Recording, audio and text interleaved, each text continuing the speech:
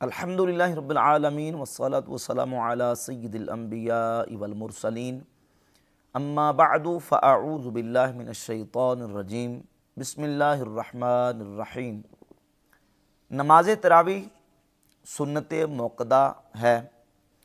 نبی پاک صلی اللہ علیہ وآلہ وسلم نے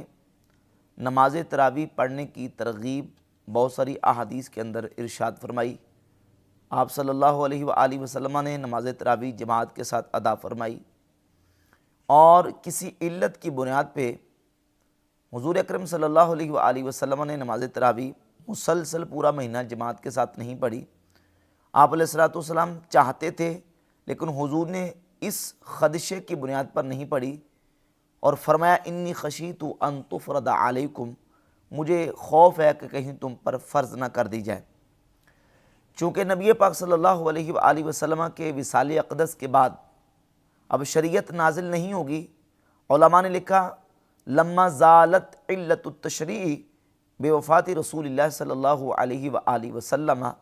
رجع الامر الی اصلہ، جب نبی کریم علیہ الصلوۃ والسلام کے وصال اقدس پر تشریع کا معاملہ وہ ختم ہو گیا تو اب رجع الامر الی اصلہ، امر اپنی اصل کی طرف لوٹ آیا۔ نماز تراویح کی ترغیب احادیث کے اندر موجود ہے۔ نبی پاک علیہ الصلوۃ والسلام نے اس کی فضیلت بیان فرمائی، ترغیب ارشاد فرمائی، بہت سارے فضائل اس کے موجود ہیں۔ مرزا جلمی نماز تراویح کے حوالے سے بھی دو تین باتیں آج کل بڑی زور و شور کے ساتھ کر رہا ہے کہ نماز تراویح یہ نفلی نماز ہے، آپ پڑھ لیں تو ثواب ہے، نہ پڑھ تو کوئی گناہ نہیں۔ ایک یہ پوائنٹ، اور دو اور پوائنٹ ہیں، اس پر انشاءاللہ آخر میں بات کریں گے۔ پہلی جہاں تک اس بات کا تعلق ہے کہ نماز تراویح نفل ہے، پڑھ لیں تو ثواب ہے، نہ پڑھیں تو کوئی گناہ نہیں، اس کو ہم دیکھتے ہیں دلائل کی روشنی میں کہ آیا نماز تراویح پڑھنا یہ محض ایک نفل ہی ہے، یعنی پڑھ لیں تو ثواب، نہ پڑھ لیں تو کوئی گناہ نہیں، یا احادیث کے اندر ہمیں اس کے حوالے سے اس کی تاکید ملتی ہے۔ دیکھیے نبی پاک علیہ الصلوۃ والسلام کی جو سنتیں ہیں، سنت کی علماء نے تین قسمیں بیان کی ہیں: سنت فعلیہ، سنت تقریریہ اور سنت قولیہ۔ سنت فعلیہ جو کام نبی پاک صلی اللہ علیہ وآلہ وسلم نے خود کیا، حضور نے فعل جو کیا اس کو سنت فعلیہ کہتے ہیں۔ سنت تقریریہ کہ آپ صلی اللہ علیہ وآلہ وسلم کے سامنے کسی نے کوئی کام کیا تو آپ نے اس پر نکیر نہیں فرمائی، وہ سنت تقریریہ بن گئی۔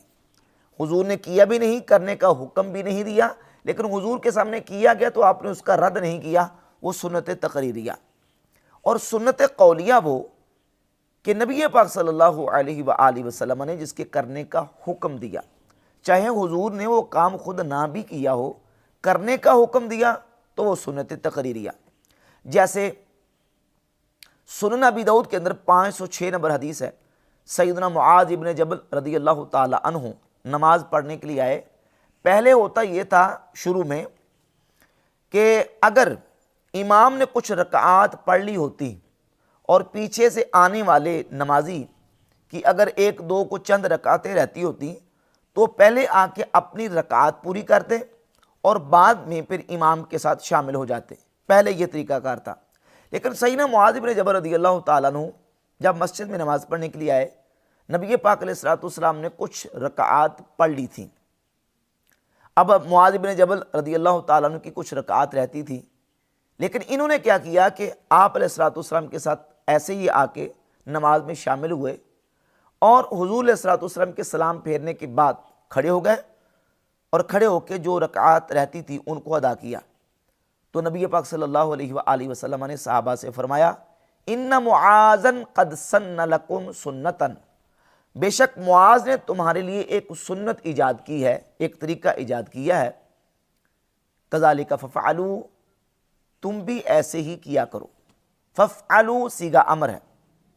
حکم دے دیا کہ تم بھی ایسے ہی کیا کرو۔ اب نبی پاک علیہ الصلوۃ والسلام نے کیا نہیں، لیکن یہاں حضور نے کرنے کا حکم دیا کہ جیسے معاذ نے کیا ایسے ہی تم بھی کیا کرو، یہ سنت قولیہ ہے۔ رسول اللہ صلی اللہ علیہ وآلہ وسلم نے نماز تراویح پڑھی، پڑھنے کی ترغیب ارشاد فرمائی۔ صحیح بخاری کے اندر 37 نمبر حدیث ہے، رسول اللہ صلی اللہ علیہ وآلہ وسلم نے ارشاد فرمایا، من قام رمضان ایمانا و احتسابا غفر له ما تقدم من ذنبہ، جس نے رمضان شریف میں ایمان اور ثواب کی نیت سے قیام اللیل کیا، نماز تراویح پڑھی، غفر له ما تقدم من ذنبہ، اس کے سابقہ پچھلے گناہ بخش دیے گئے۔ اسی طرح صحیح مسلم کے اندر ایک حدیث ہے، سیدنا ابو ہریرہ رضی اللہ تعالی عنہ سے 1780، ابو ہریرہ رضی اللہ تعالی عنہ فرماتے ہیں، کان رسول اللہ صلی اللہ علیہ وآلہ وسلم یرغب فی قیام رمضان من غیر ان یأمرہم فیہ بعزیمت، نبی پاک علیہ السلام رمضان شریف میں قیام اللیل کی ترغیب ارشاد فرمایا کرتے تھے، ہاں حضور لازمی حکم نہیں دیتے تھے، اور فرماتے تھے من قام رمضان ایمانا و احتسابا غفر له ما تقدم من ذنبہ، جس نے ایمان اور ثواب کی نیت سے رمضان میں قیام اللیل کیا، اس کے سابقہ گناہ بخش دیے گئے۔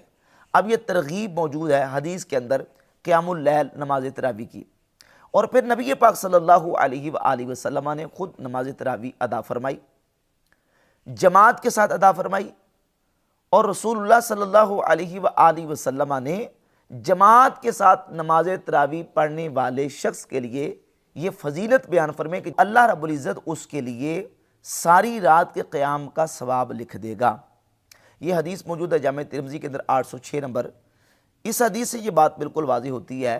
کہ نماز تراویح کی نبی پاک علیہ السلام نے ترغیب ارشاد فرمائی، اور خود نبی پاک علیہ السلام نے جماعت کے ساتھ صحابہ علیہم رضوان کے اجتماع میں نماز تراویح ادا فرمائی۔ صحیح بخاری کے اندر ایک حدیث 1129 نمبر ہے، ام المومنین سیدتنا عائشہ صدیقہ رضی اللہ تعالی عنہ سے آپ فرماتی ہیں ان رسول اللہ صلی اللہ علیہ وآلہ وسلم صلی ذات لیلۃ فی المسجد، کہ آپ صلی اللہ علیہ وآلہ وسلم نے ایک رات مسجد میں نماز ادا فرمائی، فصلی بصلاتہ ناس، تو لوگوں نے بھی حضور علیہ السلام کے ساتھ نماز ادا کی، ثم صلی من القابلہ، پھر اگلی رات بھی آپ علیہ السلام نے نماز پڑھی، فکثر الناس، لوگ بہت زیادہ جمع ہو گئے، ثم اجتمعوا من اللیلۃ الثالثہ او الرابعہ، سیدہ عائشہ فرماتی تیسری یا چوتھی رات پھر لوگوں کا اجتماع ہوا، فلم یخرج الیہم رسول اللہ صلی اللہ علیہ وآلہ وسلم، تو نبی پاک علیہ السلام پھر اس رات باہر تشریف نہ لائے، فلما اصبح، جب صبح ہوئی، قال قد رأيت الذي صنعتم ولم يمنعني من الخروج إليكم إلا أني خشيت أن تفرض عليكم، مجھے معلوم تھا کہ تم باہر جمع ہوئے ہو، جو تم نے کیا مجھے معلوم ہے، لیکن مجھے اس چیز نے باہر نکلنے سے روک دیا، مجھے خدشہ تھا کہ کہیں تم پر یہ نماز تراویح فرض نہ کر دی جائے۔ اور 2012 نمبر حدیث کے اندر موجود ہے کہ نبی پاک صلی اللہ علیہ وآلہ وسلم نے 3 راتیں صحابہ کو نماز تراویح پڑھائی۔ سیدہ عائشہ فرماتی ہیں کہ ان رسول اللہ صلی اللہ علیہ وآلہ وسلم خرج لیلۃ من جوف اللیل فصلی فی المسجد، آپ علیہ السلام رات کے حصے میں باہر تشریف لائے مسجد میں، اور مسجد میں آ کے نماز ادا فرمائی، وصلی رجال بصلاتہ، لوگوں نے بھی حضور علیہ السلام کے ساتھ جماعت کے ساتھ نماز ادا کی، فاصبح الناس فتحدثوا، جب لوگوں نے صبح کی تو لوگوں نے پھر بتایا اپنے دوسرے ساتھیوں کو کہ سابقہ رات ہم نے نبی پاک علیہ السلام کے ساتھ جماعت کے ساتھ نماز ادا کی۔ پھر نبی پاک علیہ السلام نے دوسری رات بھی ادا فرمائی، صحابہ نے حضور کے ساتھ پڑھی، پھر تیسری رات بھی آپ علیہ السلام نے نماز ادا کی، صحابہ نے ساتھ پڑھی۔ سیدہ عائشہ فرماتی فلما کانت اللیلۃ الرابعہ، جب چوتھی رات آئی، عجز المسجد عن اہلہ، تو مسجد نمازیوں سے اس قدر بھر گئی کہ جگہ باقی نہیں تھی، حتی خرج لصلاۃ الصبح، نبی پاک علیہ السلام باہر تشریف نہیں لائے حتیٰ کہ فجر کی نماز کے لیے تشریف لائے۔ فلما قضى الفجر اقبل علی الناس، جب آپ علیہ السلام نے فجر کی نماز ادا کی اور لوگوں کی طرف آپ علیہ السلام نے پھر رخ انور کیا، فتشہد ثم قال اما بعد فانه لم يخف علی مکانکم، نبی پاک صلی اللہ علیہ وآلہ وسلم نے شہادت دینے کے بعد یعنی کلمہ شہادت پڑھا، اور آپ علیہ السلام نے فرمایا کہ تمہارا یہاں ہونا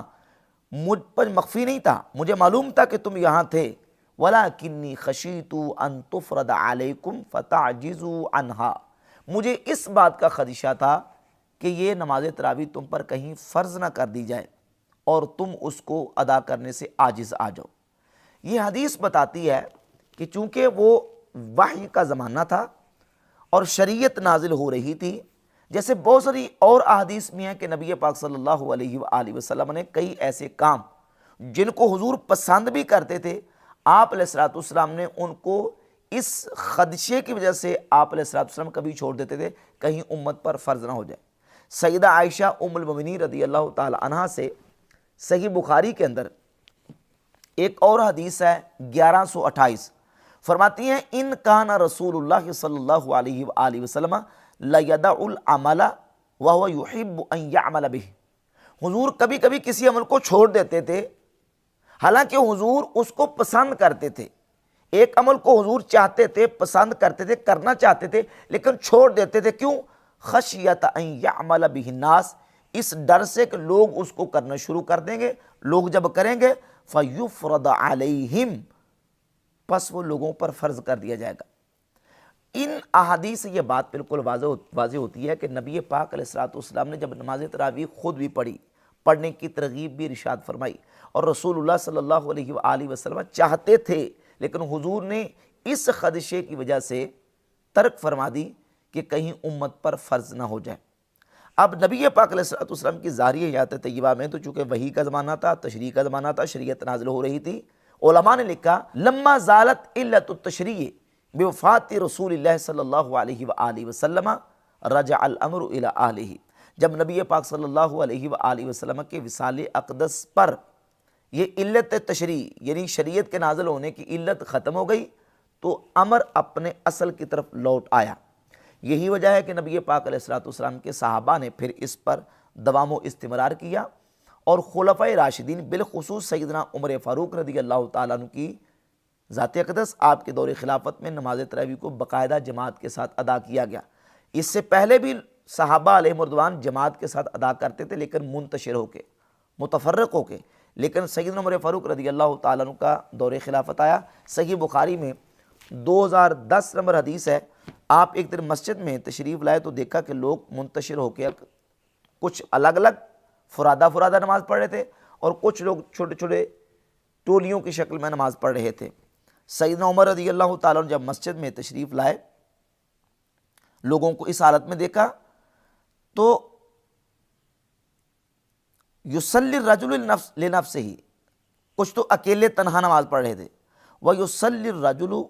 فیصلی بصلاۃ الرہط، اور کچھ ایسے تھے کہ جن کے ساتھ ٹولیاں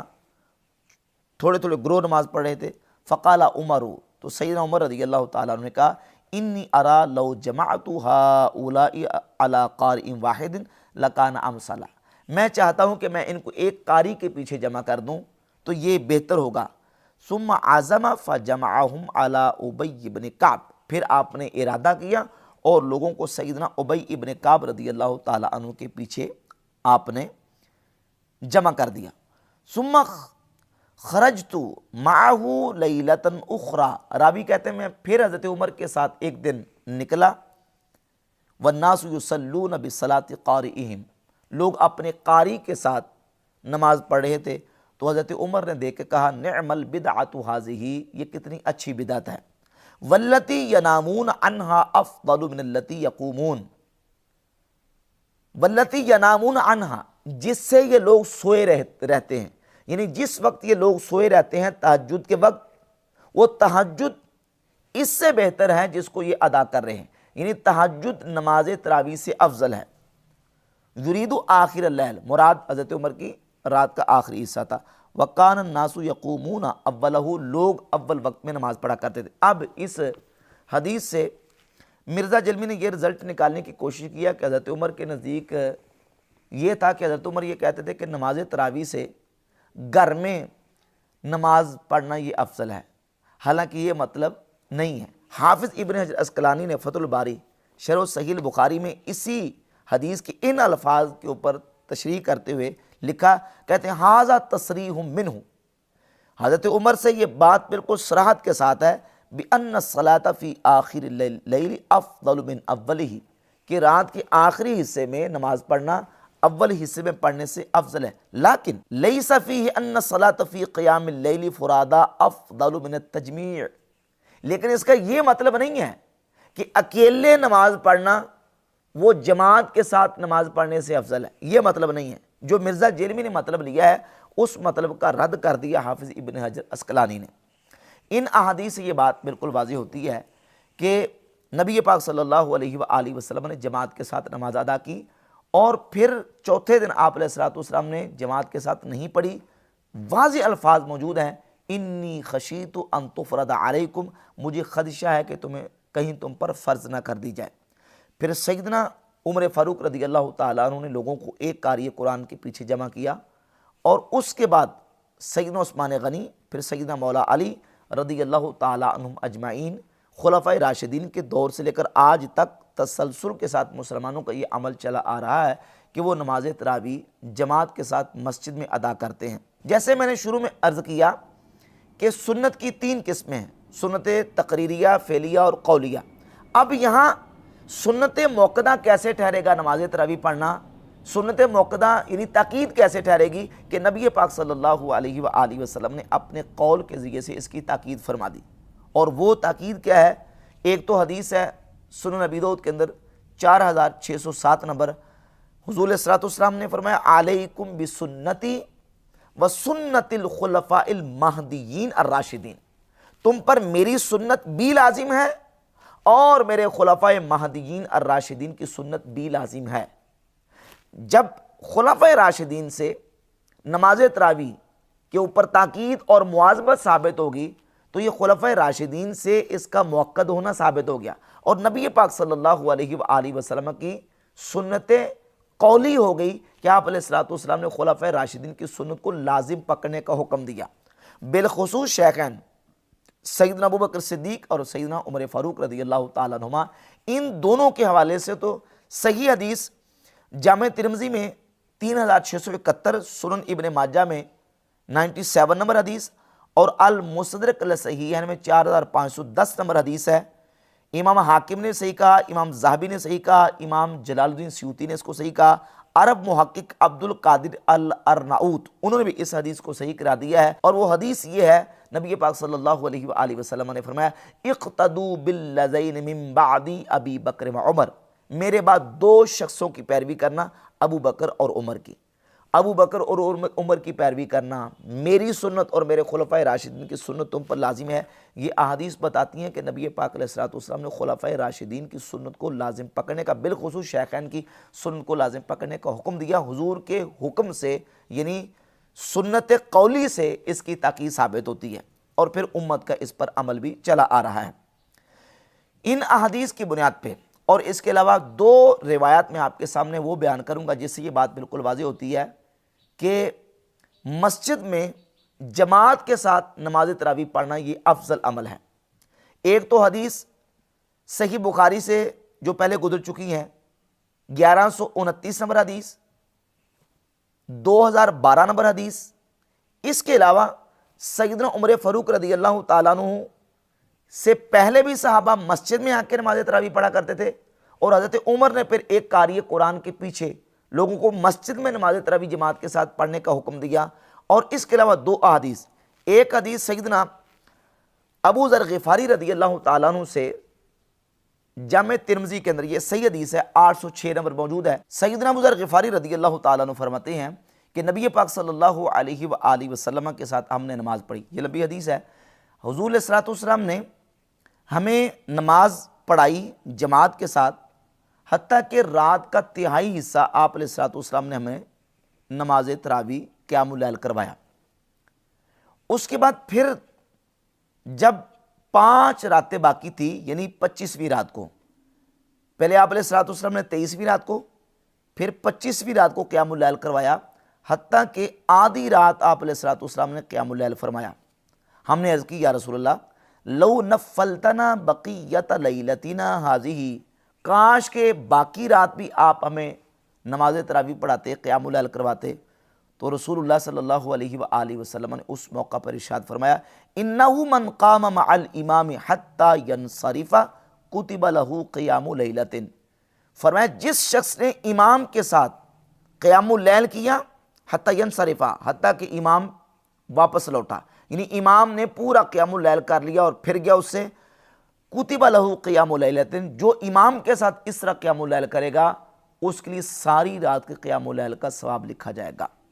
ابو ذر غفاری رضی اللہ تعالیٰ عنہ فرماتے ہیں پھر نبی پاک صلی اللہ علیہ وآلہ وسلم نے ہمیں نماز نہیں پڑھی حتیٰ کہ 3 راتیں باقی رہ گئیں، یعنی 27ویں کی رات کو آپ صلی اللہ علیہ وآلہ وسلم نے مسجد میں اس طرح نماز پڑھائی، صلی بنا فی الثالثہ ودعا اہلہ ونساءہ، آپ علیہ السلام نے اپنے اہل خانہ کو بلایا، اپنی بیویوں کو بلایا، فقام بنا حتی تخوفنا الفلاح، حضور نے اتنا قیام کیا، اتنا لمبا قیام کیا 27ویں کی رات کو کہ ہمیں خوف ہوا کہ ہماری فلاح جو ہے وہ کہیں فوت نہ ہو جائے، یعنی سحری نہ جاتی رہے۔ نبی پاک علیہ السلام نے ساری رات قیام فرمایا، یہ 3 راتیں، اور کس طرح کیا؟ جماعت کے ساتھ آپ صلی اللہ علیہ وآلہ وسلم نے قیام فرمایا۔ اور دوسری حدیث المستدرک الصحیحین کے اندر موجود ہے، سیدنا نعمان بن بشیر رضی اللہ تعالیٰ عنہ سے، اور امام حاکم نے بھی اس کو صحیح کہا، امام ذہبی نے بھی اس کو صحیح قرار دیا، اور اس کا مضمون بھی یہ ہے، سیدنا نعمان بن بشیر رضی اللہ تعالیٰ عنہ فرماتے ہیں کہ قمنا مع رسول اللہ صلی اللہ علیہ وسلم فی شہر رمضان لیلۃ 23 الی ثلث اللیل، ہم 23ویں کی رات کو نبی پاک صلی اللہ علیہ وآلہ وسلم کے ساتھ ہم نے قیام کیا، رات کا 1/3 حصہ، پھر 25ویں کی رات کو قیام اللیل کیا، رات کا نصف حصہ، پھر 27ویں کی رات کو قیام اللیل کیا، اتنا قیام اللیل کہتے ہیں کہ حتیٰ ظننا اللہ ندرک الفلاح، ہمیں یہ گمان ہوا کہ اتنا لمبا قیام اللیل کہ ہماری فلاح یعنی سحری جو ہے وہ ہم نہیں پا سکیں گے۔ وَكُنَّا نُسَمِّيهَا الْفَلَاحَ وَأَنْتُمْ تُسَمُّونَ السَّحُورَ، یعنی جس کو تم سحری کہتے ہو اس کو ہم فلاح کہتے ہیں۔ اس حدیث پر تبصرہ کرتے ہوئے امام حاکم کہتے ہیں وَفِيهِ الدَّلِيلُ الْوَاضِحُ أَنَّ صَلَاةَ التَّرَاوِيحِ فِي مَسَاجِدِ الْمُسْلِمِينَ سُنَّةٌ مَسْنُونَةٌ، امام حاکم کہتے ہیں کہ سیدنا نعمان بن بشیر رضی اللہ تعالیٰ کی جو حدیث ہے اس میں واضح دلیل ہے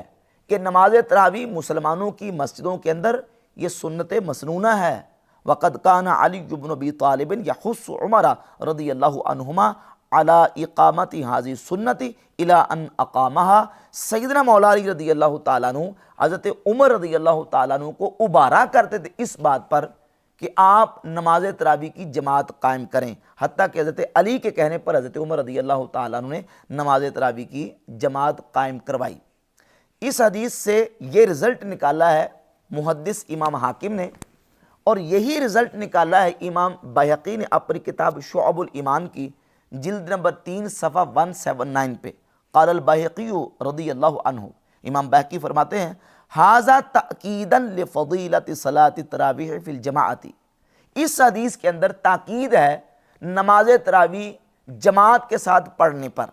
یعنی نبی پاک صلی اللہ علیہ وآلہ وسلم نے خود بھی پڑھی اور رسول اللہ صلی اللہ علیہ وآلہ وسلم نے یہ خوشخبری بھی دی کہ ان الرجل اذا قام مع الامام حتی ینقضی، یعنی کوئی شخص امام کے ساتھ قیام اللیل کرے حتیٰ کہ امام نماز کو پورا کر دے، کتب لہ قیام لیلتہ، تو اس شخص کے لیے پوری رات کا قیام لکھا جائے گا۔ اس کے علاوہ ام المؤمنین سیدتنا عائشہ صدیقہ رضی اللہ تعالیٰ عنہ سے صحیح بخاری میں 1129 نمبر حدیث اور 2012 نمبر جو حدیث گزری ہے، اس حدیث کو امام ابن حبان نے اپنی کتاب صحیح ابن حبان میں ذکر کیا، اور اس حدیث کو ذکر کرنے سے پہلے اس کی ہیڈنگ انہوں نے ان الفاظ کے ساتھ ترجمۃ الباب لکھا ہے، فرماتے ہیں ذکر الخبر المدحد قول من زعم ان صلاۃ الناس تراویح فی شہر رمضان لیست سنہ، فرماتے ہیں جن لوگوں کا یہ نظریہ ہے کہ نماز تراویح سنت نہیں ہے، ان لوگوں کے گمان کو باطل قرار دینے والی خبر، ان لوگوں کے نظریے کو باطل قرار دینے والی خبر، اور وہ خبر سیدہ عائشہ صدیقہ رضی اللہ تعالی عنہ سے، یعنی وہ حدیث ہے جو کہ صحیح بخاری میں گزر چکی ہے، اس کو امام ابن حبان نے ذکر کیا ہے کہ ام المؤمنین سیدتنا عائشہ صدیقہ رضی اللہ تعالیٰ عنہ فرماتی ہیں کہ نبی پاک صلی اللہ علیہ وآلہ وسلم نے مسجد میں آ کے صحابہ کرام علیہ مردوان کے ساتھ نماز تراویح جماعت کے ساتھ ادا فرمائی، ایک رات فرمائی، پھر دوسری رات فرمائی، پھر آپ علیہ السلام نے تیسری رات فرمائی، اور چوتھی رات آپ صلی اللہ علیہ وآلہ وسلم تشریف نہیں لائے، اور فرمایا کہ مجھے معلوم تھا کہ تم جو معاملہ کر رہے تھے، لیکن وَلَكِنِّي خَشِيتُ أَن تُفْرَضَ عَلَيْكُمْ، مجھے خوف تھا کہ کہیں تم پر یہ نماز تراویح فرض نہ کر دی جائے۔ تو رسول اللہ صلی اللہ علیہ وآلہ وسلم نے خود بھی پڑھی، صحابہ اکرام نے حضور کے ساتھ جماعت کے ساتھ پڑھی، پھر خلفائے راشدین نے نماز تراویح کو دوام و استمرار کے ساتھ اور ہمیشگی کے ساتھ اس کو جاری کروایا، اور آج تک عمل مسلمین بھی یہ ہے، اور اسی پر محدثین اور ائمہ نے صراحت کی ہے کہ نماز تراویح جماعت کے ساتھ پڑھنا یہ افضل ہے۔ مرزا جرمی کا یہ کہنا کہ گھر میں پڑھنا افضل ہے، مرزا کہ اس موقف کی جو ہے وہ دلائل اس کا ساتھ نہیں دیتے۔ اس حوالے سے ایک آخری حوالہ میں امام نووی المتوفیٰ 676 ہجری، ان کی معروف کتاب ہے صحیح مسلم کی شرح، اس کی جلد نمبر 6 صفحہ نمبر 39 سے ایک عبارت پڑھ کے بات مکمل کروں گا۔ امام نووی رحمۃ اللہ علیہ فرماتے ہیں فقال الشافعی وجمہور اصحابہ وابو حنیفہ واحمد وبعض المالکیہ وغیرہم الافضل صلاتها جماعتا، یہ تمام ائمہ کہتے ہیں کہ جماعت کے ساتھ نماز پڑھنا افضل ہے، کما فعلہ عمر بن الخطاب، جیسا کہ سیدنا عمر بن خطاب رضی اللہ تعالیٰ عنہ کیا، والصحابۃ رضی اللہ عنہم، اور صحابہ نے کیا، واستمر عمل المسلمین علیہ، اور اسی پر مسلمانوں کا استمرار کے ساتھ عمل ہے، لأنہ من الشعائر ظاہرہ، کیونکہ یہ مسلمانوں کے ظاہری شعار میں سے ہے کہ وہ رمضان شریف کی راتوں میں مسجد میں جمع ہوتے ہیں، اجتماعات ہوتے ہیں اور جماعت کے ساتھ نماز پڑھی جاتی ہے۔ فَأَشْبَهَ صَلَاةَ الْعِيدِ، تو یہ نماز تراویح اجتماع کے اعتبار سے نماز عید کے مشابہ ہو جاتی ہے۔ تو بحمد اللہ تعالیٰ ان دلائل سے یہ بات بالکل واضح ہوتی ہے کہ نماز تراویح جماعت کے ساتھ پڑھنا یہ سنت موقدہ ہے نبی پاک صلی اللہ علیہ وآلہ وسلم کے قول سے، اور جماعت کے ساتھ نماز تراویح پڑھنا یہ افضل ہے گھر میں نماز تراویح پڑھنے کی بنسبت۔